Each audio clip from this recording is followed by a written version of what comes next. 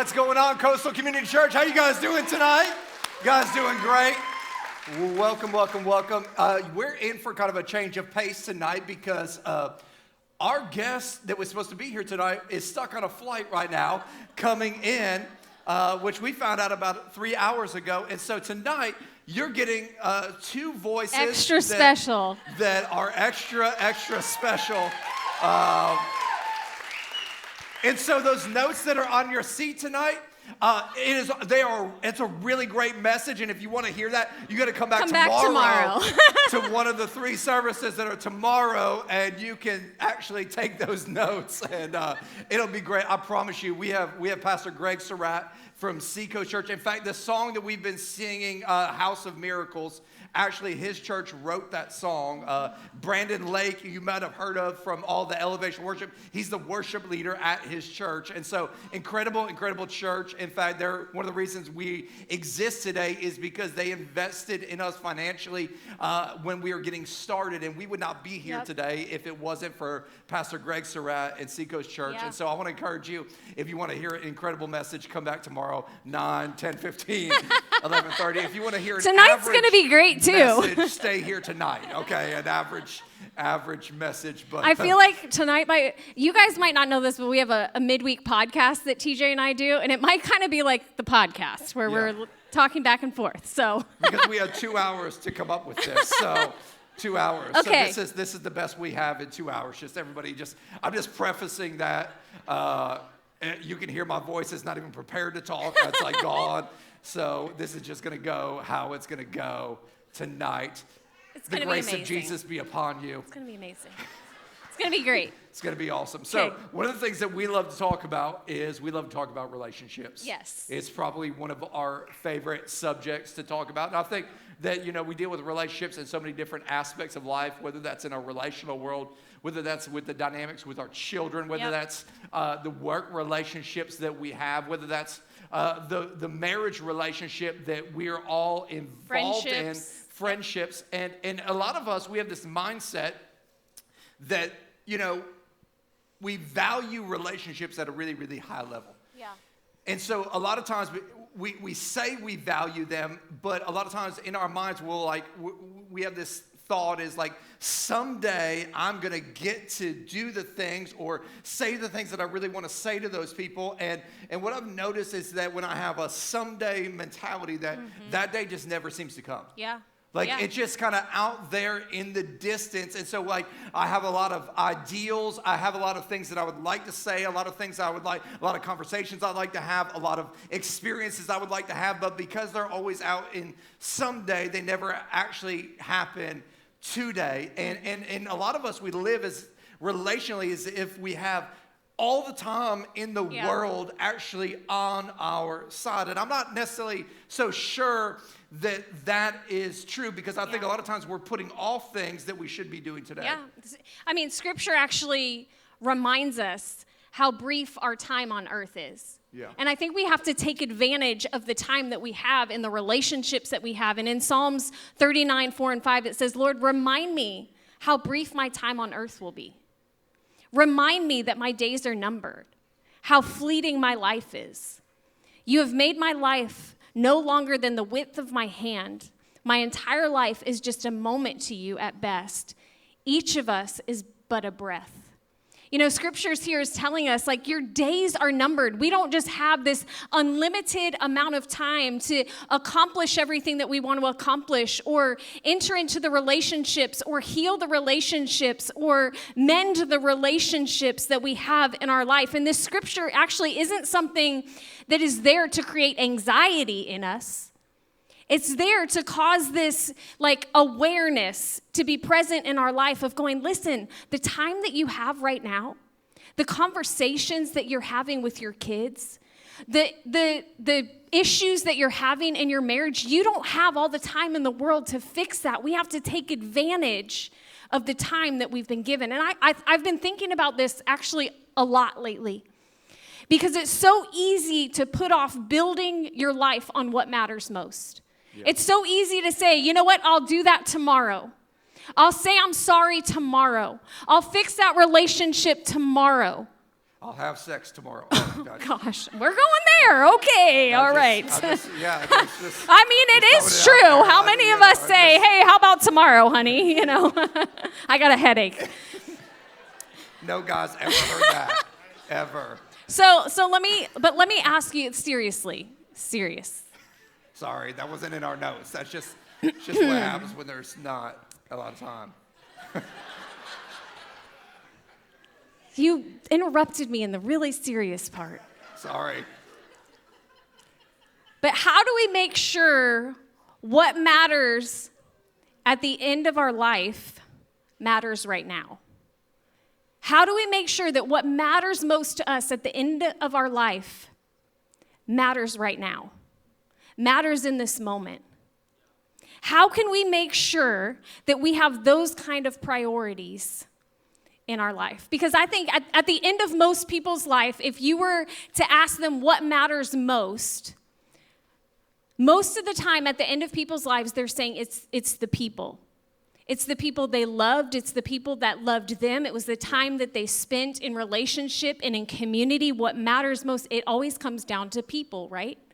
In the relationships. Now, if I were to ask you right now to write out your top 3 priorities in life, I would bet that the overwhelming majority of you would have some sort of a relationship at the top of that list as a priority in your life. Then my question to you would be this: does your calendar and your choices back up that priority? Does your calendar and your choices back up that thing that you would say is a priority in life? Yeah, I read this on Pinterest, and I know that's just took away my man card, but it's a true statement, and it said this: you can go on all day about what your priorities are, but your priorities are what you did last week. Yep. Isn't that true? I mean, your priorities are like what you are actually spending your life on. And I say spending because every single one of us is exchanging our time for something. It might be time with your cell phone. That's where a lot of people are spending a lot of their time. But we're exchanging it. But their kids are their priority, and their relationships their priority. Right. But your calendar never lies. Like, it always tells you what matters. Your screen most time never to lies. You. The screen time on your phone when it comes up every week, it is not lying. So we say relationships are a priority, but if we actually start to evaluate our lives, we find out that they're actually really, really, really far down the list. And what's interesting is that over the last couple of years, Shayla and I have both lost all of our grandparents. Mm-hmm. And all of them were super impactful in our life. So. Like, the reason I'm a Christian today is because of my grandma. Yeah, same here, because my grandmother prayed for me over and over and over again. And it seemed like the only time that I actually made time for them in my life, while I say that they're super important and they had a lot of value, was when they were on their deathbed. Yeah. And it actually got me thinking, like, why do I wait to the very last moment? Why do I wait till the end of things to have the conversations and share the stories and remind people of the impact? Yeah. Because I say that relationships are important, but then the reality of my life says something very, very different. I actually think sometimes there are moments in our life that we have to shake ourselves and kind of remind ourselves that life is real, that life is but a vapor, that there are things that truly matter in those moments. This isn't like the teaser before the movie or the opening act before the concert. This is real life. Like, this is it, and how we spend our time and how we prioritize relationships is important. And, I think so many times we lose sight of that. And I think if you realized and knew that your time was limited, you would live out your relationships very differently. Your conversations would look different. Your interactions would look different. You would treat your marriage different. You would treat your relationship with your kids differently. You would treat your friendships differently if you knew that your time was limited? Well, can I tell you, our time is limited. We don't know when our time is. And we have to put a big value on how we spend that. So here's my big question for all of us today. If your life ended today, would you be proud of your relational world? If your life ended today, would you be proud of your relational world? Would you be proud of how things are structured? Would you be proud of your priorities that you put on relationships? And I actually think as TJ and I were kind of talking through this topic today, I think there are 3 things inside of our relational world that we would want to lean into if we knew that our relational world was maybe coming to an end. And the first one is this, is I want to talk to you about our time. Mm-hmm. Because if you knew that your time was coming to end, how would you spend your time? Like, what would that look like? And the one thing that I've learned in life is that you can't microwave relationships. Mm-mm. Like, food that's microwaved, it serves a purpose. It gets done fast, but it isn't good. Right. Can we all agree on that? Some of y'all, that's all you eat, and so you don't know any better. But like a meal that has been cooked by somebody who has taken the time to prepare it and season it and marinate it and do all of those things, which I don't really know how to do any of those things. I just know it tastes way better. And I think that there's a real danger when we're living our life in a manner as if it's never going to end, where we just think that we have all the time in the world. I actually wrote it down like this. I said, mediocrity becomes a constant in your relational world when you buy into the illusion that you have unlimited time. Yep. Mediocrity becomes a constant. And I don't think any of us set out to have a mediocre life. I don't think that any of us set out when we got married and said, you know what, I just want to have an average marriage. Yeah. Like, you know what, I just want to have, I kind of want to know my kids.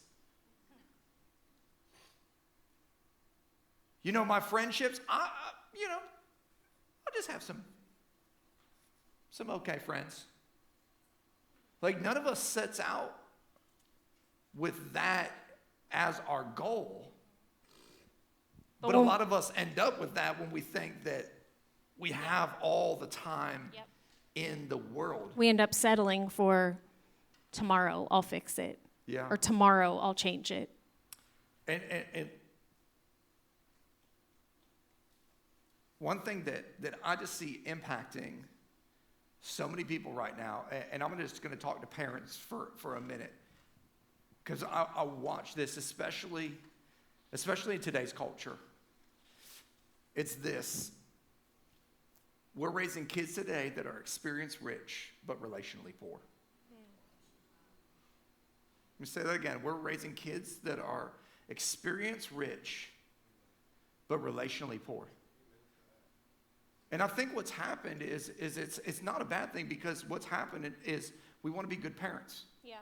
Because we want to be good parents, what we want to do is we want to give our children everything that we did not have. Mm-hmm. We want to give them every experience we didn't have. We want to give them every opportunity that we didn't have. And so what has happened is you're going, man, I've got to get them to everything so they can have every experience.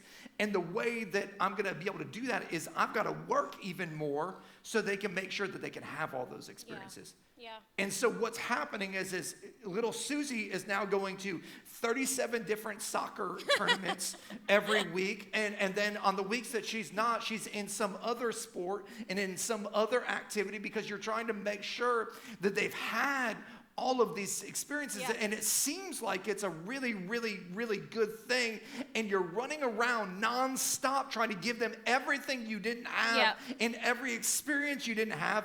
But what you're also giving them is a very relationally poor childhood. Yeah. I mean, if you guys think about it, when you remember back to your childhood, what do you remember? You remember the things that you did as a family. Or you remember the conversations that you had with your mom or your dad. You remember those moments where there was something special. You don't remember all of the other things. The soccer games were a blur. Yes, your parents were there, but the things that are so deep inside of you are the experiences that you had together as a family, not all of the activities that you did as a child that your parents were able to provide for you. Well, what's crazy to me is we go out on a lot of dates. Yeah. I would encourage you to date your wife. And here's what I watch all the time. I see people that are going out to a really nice meal, and this is what their conversation looks like. Both sides. Both sides. Thinking that we've got all the time in the world, and we're living in fantasy land instead of reality. Yep. Reality is right across the table. Yep. But we're living in the Insta world. Yep. Thinking, well, if I just, someday I'm going to have that, and then we'll have that conversation. When we could just have the conversation. And right listen, now. I've never been in a counseling session, and we've done a lot of counseling sessions with parents, with people where I had someone sit down and say, you know, Shayla, where it all started was when I wanted to be on that traveling soccer team and my parents wouldn't let me. That's where it all started. When I wanted to go to astronaut camp, but my mom said no. No.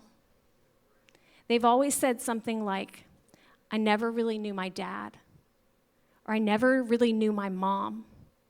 They just really weren't available when I needed them, and I had to try to figure it out on my own. Time is so important. And it doesn't take much. No, it doesn't take any time at all. And this is true in your parenting. This is true in your work relationships. It's true in your marriage. It doesn't take much, but it does take time. It doesn't take much, but it does take time. When you sit down and you spend time in your relationships, when you spend time in your marriage, when you spend time with your kids, not doing a bunch of activities, but you spend time together, you will never regret the time that you invest in those relationships. The second area I would encourage you guys to intensify when it comes to your relational world and make priority is number 2, your words. It's a great verse in Proverbs, chapter 18, verse 21. It says, the tongue can bring death or it can bring life. Mm-hmm. Those who love to talk will reap the consequences. Yep. And I've just learned in life that our words are so powerful. And I don't understand why God created us this way, but there's something in our soul that there is such a deep need and the impact based on the words that are put into our life. or not put in. Yeah. You know, there's so many relationships that are void of encouraging words, of conversation. You know, like sometimes we are rich in the wrong words. Yeah. You know, and I think when we sit down with so many people, I feel like we've talked to so many couples lately. And the thing that has defeated their marriage more than anything is that they use the wrong words. Yeah, I think that there's a powerful combination between words and time. And what's unfortunate is, and I watch myself get into this, we have a tendency to get into conversational patterns. Mm-hmm. And as soon as I say this, you all are going to go, oh, crap, I do this all the time. I would say it's almost like a rut for our words when it comes to our relational world. Let me explain it, because it happens in marriage all the time. This is what our conversational rut looks like. We'll get home, and TJ talks about work, and Shayla talks about CrossFit. Hey, here's the workout I did. This is what I do. I'm sore. We're just talking true stuff here. The next day, TJ gets home. TJ talks about work. And I tell you what I did in the workout. And Shayla talks about CrossFit. And this pattern repeats itself over and over and over again. And here's the deal. We don't even recognize it. Yep. Hey, how was your day? It's fine. Yeah, I mean, same thing in your friendships. Hey, how are you doing? I'm doing good. You doing good? Good. Yeah. How was the football game? Like, it's like, and that's how there's no depth it to works. it. Yeah. Like, I do this with my dad. My dad calls me every Friday at 10 a.m. on the clock. Like, at least he's using his words. He is using his words, and the conversation is exactly the same every single week. And like, it actually was convicting me when I was thinking about this. And it's the same conversational pattern. And the problem with this is the thing that we all want out of our words, the thing that we all want out of our conversation isn't just a rut to get into, but what we really want is we really want intimacy. Mm-hmm. Yep. I mean, isn't that the goal in our relationships? And what I mean by intimacy isn't that like we're getting a hug. Is that you mean more than that? Well, that's a different kind of intimacy than what we're talking about here. Talking about word intimacy. There's a depth to that. Yeah, there is. It's basically we want to be fully known, and we want to be fully loved. Yeah. I mean, if we all really think about our relational world, what in the goal of every relationship, I want to be fully known. Mm-hmm. I want to be fully loved. Yeah. But the reality is that most of us are not willing to take the risk that is necessary to actually get our conversations to that place of intimacy. Yep. And so what we end up doing is we end up just falling into the conversational patterns. And those patterns, unfortunately, keep us from the place that we actually want to be, even though deep down inside, what we want is we want intimacy. Now, intimacy is not always talking about our deepest, darkest secrets. Because that's what a lot of us think. Well, if I'm gonna be intimate with somebody with my words, then that means I'm going to have to share the depths of who I am. No. What I'm talking about is it's anytime you're willing to get to that place in a conversation where you're getting outside of your comfort zone. Yeah. Like you'll know when you're starting to get to that place because what'll happen is you'll have like that twinge of anxiety inside of you, like, oh my gosh, and at that moment you're going to say to yourself, am I going too deep? Do I need to stop right here? Yeah. But what you need to do is you need to keep pressing forward because that's the only way you're going to get to intimacy. Here's how I kind of equate it. I put it like this. I put a little math equation together. Vulnerability plus curiosity equals intimacy. Mm-hmm. And here's what I mean by that.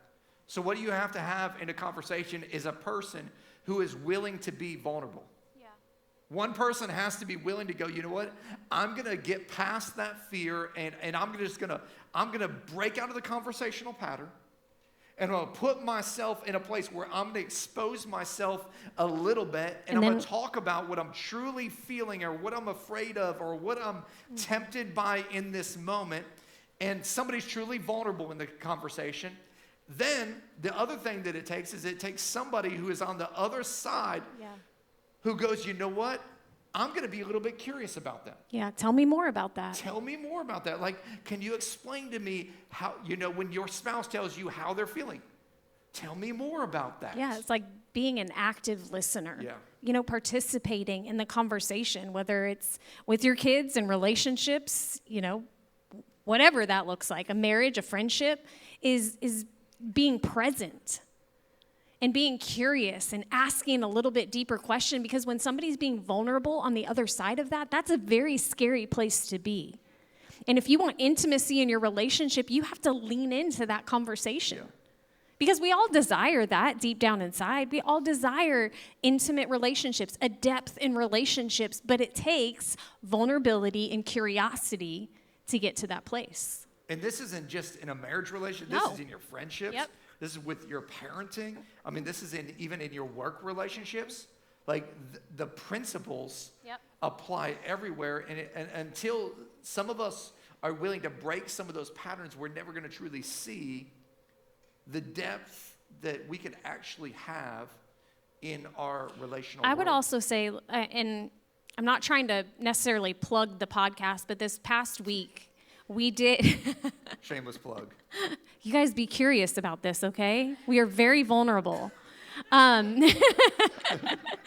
TJ and I talked a lot about relationships and how you can have hard conversations and be vulnerable and curious in those moments. We may have worded it a little bit differently on that, but we kind of give a little bit of some questions and some guidelines on how you can do that, mostly in your marriage relationship, but how you can kind of lean into some of those conversations that can produce intimacy because you're getting real with one another. Yeah. And the last thing I think we want to talk about tonight, if we want to... Wait, can I just help some single people? Yeah. Yeah. I think single people. You want some help? Single people always love help. They need help. I think marriage people need more help than single people. Everybody needs help. In my experience. Listen, if you're a single guy out there and you want to have a great relationship with a potential mate, bring questions. Like, be curious. Get to know her. Like, I remember dating Shayla. I would write down questions that I brought with me on every single date. He hasn't asked me a question since, but... Every single day, I would ask her a question. Stop hating. I learned everything about her in the beginning. No, I'm just kidding. No, I would bring questions. Yeah. She would answer those questions, and then it would lead me to another question. Yep. Or I'd go, tell me more about that. Yeah. Yep. And the depth of connection that created is the foundation that has built a really, really solid marriage. Well, and I, as a woman, was like, man, this person really wants to know me for me. Yeah. And they're digging deep, and they're coming prepared, and they're wanting to know more about that. And that said a lot about who you were and your desire, for a relationship. Yeah. So, number 3. Are you done? Yeah, go for it. We're not really sticking to notes right now. We aren't? So, okay. Well, I don't even know where we're at. Well, we're at number 3. That's what you just said. So. Number 3, priority. Grace. Grace.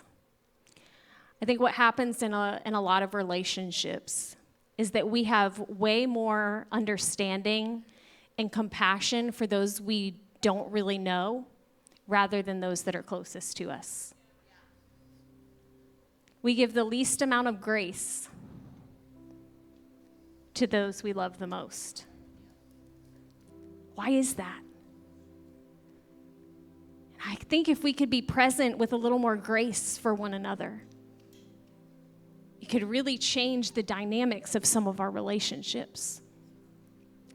I think a lot of times what we do is we tend to judge other people by their actions and judge ourselves by our intentions. Well, I didn't intend it that way. Well, maybe they didn't either. But we're just walking around and we're judging and we're finding difficulty and tension in our relationships. But what if we approached everyone with the dynamic of believing best about their intention until we learn differently? On our church staff, we have a lot of different staff values. But one I think we talk about more frequently than any other one is that as a staff, we will always believe the best about one another. And I think the same should be true in so many of our relationships. Is that when we come up against a tension or a frustration, or somebody did something that kind of rubbed us the wrong way, if we would just take on the mentality of, I'm going to believe the best. I'm going to go and I'm going to have a conversation. You've heard TJ and I talk about this many times before in our relationship. When he does something, his actions do something that hurt me or offend me, I have to believe the best about his intention. And so many times I have to sit with an attitude of grace and I have to go to him and I have to say, TJ, I'm going to extend grace. I'm not sure if you meant to do this, but when you did that, this is how it made me feel. And because I went to him with an attitude of grace, it opens up the door for the right words and the right time to be able to heal whatever it was that was the tension in that relationship. And so I think in so many of our relationships, if we would begin to lead with grace and to extend grace to the people that are closest to us, to seek understanding and go, man, help. I don't think you intended to do this, but man, this is what happened. And you give them an opportunity to explain or to say, you're right, I didn't intend to do that. I'm so sorry it made you feel that way. And if we would approach our relationships like that, it would make a huge difference. Yeah. I was thinking about 2 Corinthians 12:9. He says, my grace is all you need. Yeah. If grace is all that we need from God,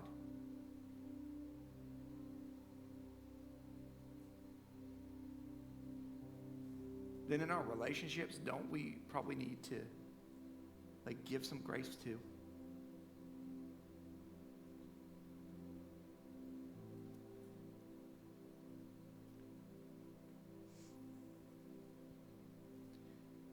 And here's the deal.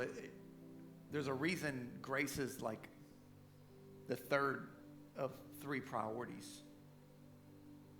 Because grace is hard to give if you haven't spent time and spoken the right words. Yeah. It's easy to believe the best in our staff culture here at Coastal, because typically we spend a lot of time together. We have a lot of conversations. And so when I hear, did you hear what Trenton did? I would go, man, that just doesn't sound like Trenton. That's my response to everything. Yeah. Why? Because I've spent so much time with Trenton. I know that isn't his character. Right. That isn't his nature. Yep. And so automatically it's easy for me to believe the best. That's why when Shayla does something, I have to look at it and go, I know Shayla. I've spent time with Shayla. We've had a lot of conversations. I know her intentions. Yeah. And so it's easy for me to extend grace in that moment without knowing what actually was really going on in that moment. And I think the reason we struggle to give grace to people is because a lot of times we're holding on to past baggage and past hurts and past resentment or past bitterness. It's hard to give something that you haven't received yourself. I think we forget that the amazing grace that we get from God that was so freely given to us. We never really sit back and contemplate, God just straight up was willing to wipe my slate clean just so he could be in connection with me.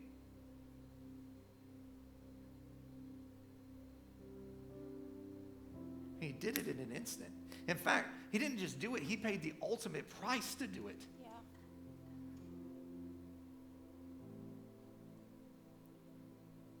But you don't know what she said. But I know what you said. Mm-hmm.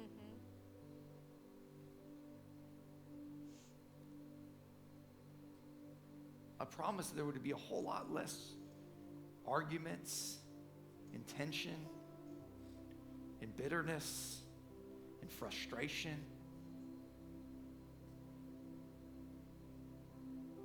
If we extended grace.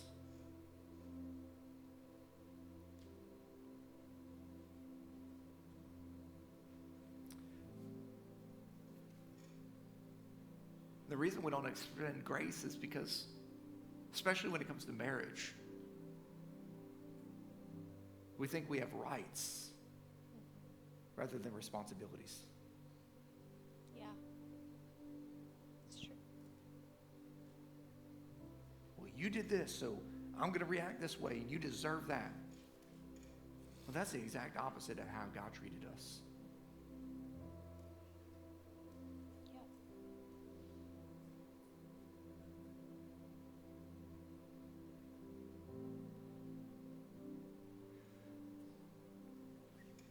between our second and third year of marriage.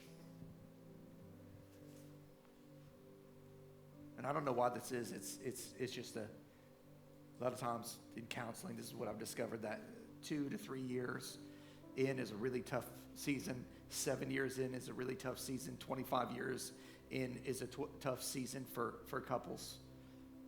I remember Shayla and I, we were in this season, and we were married, but we were basically roommates.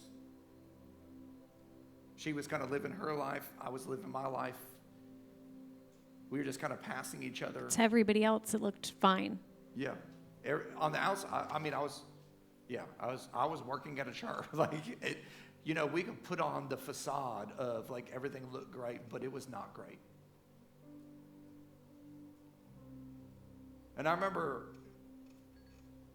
sitting down with my stepdad and just having this conversation where I was like, his name is George. I was like, George, man, like it sucks at home. Like it's bad. And I remember my stepdad told me, TJ, just go home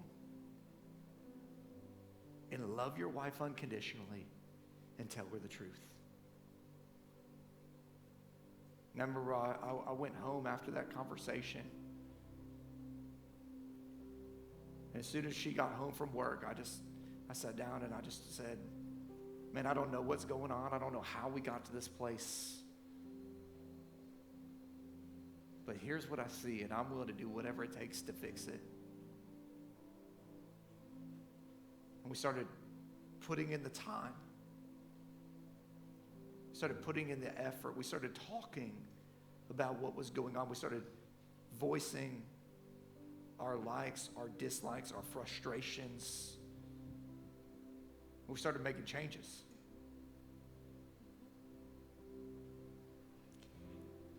And I think through that time and through that conversation, there was an intimacy that happened because there was a vulnerability and there was a curiosity that created this intimacy that allowed grace to cover over a lot of things. And I don't know about you guys, but I think our relationships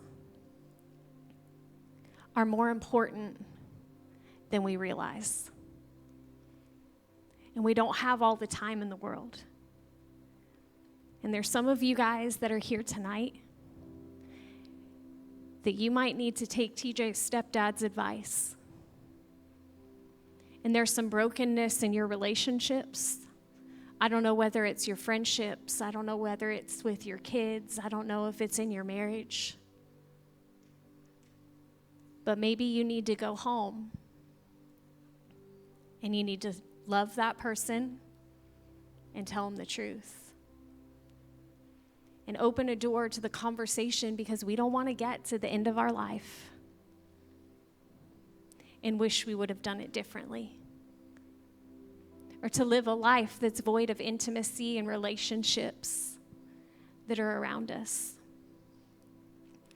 And today, with every head bowed and every eye closed, just like TJ was talking about earlier, we have this God that loved us so much that he looked at us and he said, I don't care what your past is. He's looking at you today and he's going, I believe the best about you. I see the best in you. I see your purpose. I see your potential. I see your future. I don't see the mistakes or the sin or the failures or the brokenness or the addiction or the things that you've messed up.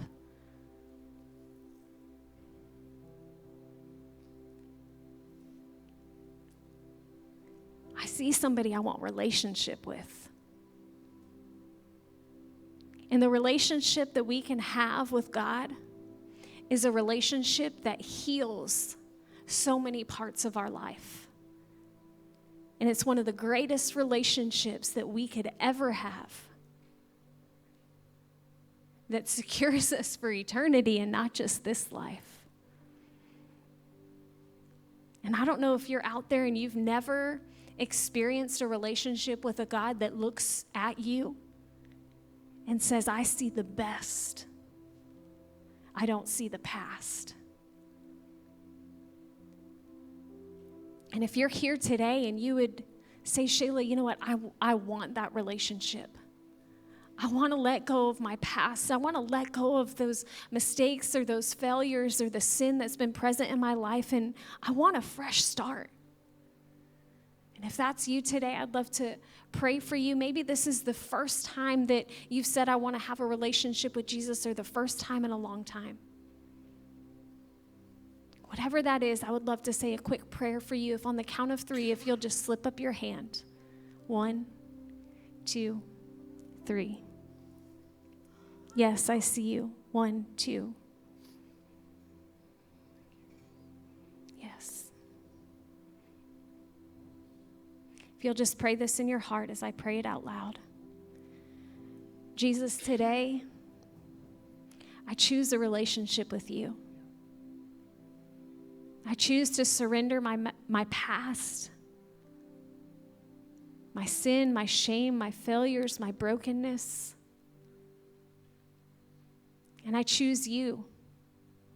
I ask that you would come, that you would lead my life, that you would restore relationship for me, that you would give me purpose, that you would give me hope. And God, thank you for sending your son so that I could have a fresh start in relationship with you. And God, I pray for everybody all over this room. Lord, I pray if there's brokenness in relationship or there's things that needed to be mended, Father, I pray that today that people would leave with a sense of urgency of knowing that it's important, that it's priority, that we care for these things in our life. God, I pray that there would be restoration that happens, that there would be healing that happens, that there would be intimacy that happens as we walk away today and as we apply the things that we've learned. And God, we thank you for who you are. And it's in Jesus' name that I pray. Amen.